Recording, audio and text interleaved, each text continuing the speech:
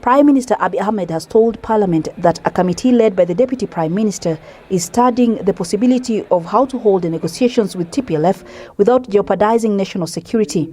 His spokesperson has affirmed the government's commitment to a peaceful resolution led by the African Union. The posture of the Ethiopian government still is a posture of wanting peace, wanting the normalization of people's lives that have been disrupted as a result of this conflict. But the rebel group in an open letter says it wants Kenya to lead the peace process. TPLF says it supports a process that will be hosted and facilitated by the President of Kenya. It also wants to involve the United States, the European Union, the United Arab Emirates, the United Nations and the African Union. Abiy Ahmed says the committee studying a possible peace process will report in 15 days. Some analysts say direct talks with the TPLF could force his government to repeal the rebel group's terrorist designation. Others say direct negotiations may weaken the support the Prime Minister has enjoyed from citizens. In the meantime, millions in the north are still in need of humanitarian assistance. The United Nations says less aid than expected is flowing into the region. It has warned of low funding levels, insufficient fuel for aid agencies, as well as lack of services like electricity and communications. Those hurdles are making things tougher for the already vulnerable population. Coletta Wanjohi, SABC News, Addis Ababa, Ethiopia. Well, to give us some analysis on these developments, we're now joined by Professor Mammo Muchie, who's a Pan-African scholar at the Tshwane University of Technology here in South Africa. Thank you very much indeed for joining us, and welcome to the program. Always good to have you. Yeah, also very much to hear from you again, Peter, very much. Thank you so much. So Addis Ababa has formed this special committee to begin negotiations to find a peaceful resolution to this conflict, which is more than 2 years old now. I just wonder what these developments mean, because at the start of this, Abiy Ahmed said that this thing wasn't going to last more than a few weeks. It's been more than a few years. So does that mean there's an acknowledgement of some kind of defeat, or that a military option is not viable in the long term? Yeah, thank you for the good question. The important question that you asked is that it is not possible to solve conflicts militarily, with military strength. Even if you win, there will still be also resistance. They will come back again, and then they will fight again. So conflict will continue. So there must be a peaceful way by which all the parties that are involved in the conflict, all right, can negotiate and come up with a solution by agreeing on all the things that they disagree with. Something like that has to happen. I think a peaceful dialogue, that approach is extremely necessary and important. I don't think they should continue to use military forces because that is not going to end any conflict. So I think if this current effort by saying let's create a peace national dialogue commission, if that is done by the federal government in Ethiopia, and the Tigray People's Liberation Front leaders also said they are ready to enter into negotiation, I hope an effort will be made where they genuinely do it and come up to resolve this dilemma that the country is in, and all the people are suffering. The politicians are fighting, but using the people that are innocent and who become victims. All this humanitarian, all this crisis you hear is who are the people that are dying, ordinary people. So I think a solution must be found out, some way by which some arrangement is done where there is a negotiated, all right, peaceful plan to make sure that the country goes from the current, really difficulty to where famine and humanitarian crisis, all these things are being reported all the time. Millions of people are suffering. From that, it comes out, and efforts are made to make sure that a peaceful pathway eventually, right, runs the country. 18 months later, though, right at the beginning of this conflict, I remember there were calls for peace, there were calls for negotiations. Everything that he's suggesting now, the Prime Minister, that was called for 18 months ago. Why do you think he's come to the realization now? Is this international pressure, or he's seeing the humanitarian crisis that this war has had?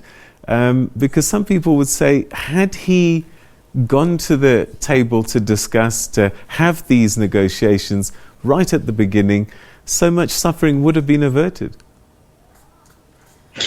Well, you know what you heard in the beginning, on November 3, 2020, as you rightly put it. They said the Tigray People's Liberation Front attacks the Ethiopian military, National Defense Force, and they said about thousands of people. I mean, there were some people, were killed in Maikadra, a place called Maikadra. It started like that, and then he said that he responded by saying that to create a peaceful and lawful arrangement, we need to resist against what the Tigray People's Liberation Front have done. That's what he said at that time. And then a war went on. And after that, he even he withdrew the forces, the army, and things like that he has done. So as you rightly put it, there has not been a consistent way by which this response against what they said, in resisting against the Tigray People's Liberation Front attack, that it has not been done in a way where they should have initially maybe started saying, instead of going to war, conflict, why not come up with some ways by which they can come to a solution? They didn't do it. You're right. It took too many, over 2 years, and many people suffered because of that. Now, maybe they learned from this difficulty. From, going through all this difficulty, they saw all these very many difficult things happening to the people. Then now they say, maybe we should stop going through the military pathway. Let's now choose a peaceful pathway, a dialogue. Let's try to start dialogue. And I think this idea of dialogue, if it's genuinely done, might bring some new solution, some new arrangement. There is a lot of conflict, you must understand. For example, the Tigray People's Liberation Front calls certain parts of Ethiopia called Walqait Tegede. They call it Western Tigray, and that area is historically it was part of the what is called the Gondar area, and now the people from that area are also saying that they know that what they are doing is not right. So because of this kind of situation, these claims, you see, by each side, now a new arrangement must be found where the solution is that all the people on both sides, both the Tigray side and the other sides, they all agree to say that we shouldn't fight on borders, on areas. Maybe we should now find a solution to make sure that we can all live together. Our problem is in Africa is all these borders that others have drawn, and we fight civil wars and many things like that, kill each other on borders others drew, not us. And it's not fair to divide ourselves. That's what we should be doing, I think. What do you think might be the sticking points for both sides? There must be areas for both sides that they must feel we can't negotiate on this. What do you think is going to be the biggest stumbling blocks for both sides? I think the biggest problem now is, I think, remember the Tigray People's Liberation Front used to run the country for nearly 30 years, almost 3 generations. And what it means is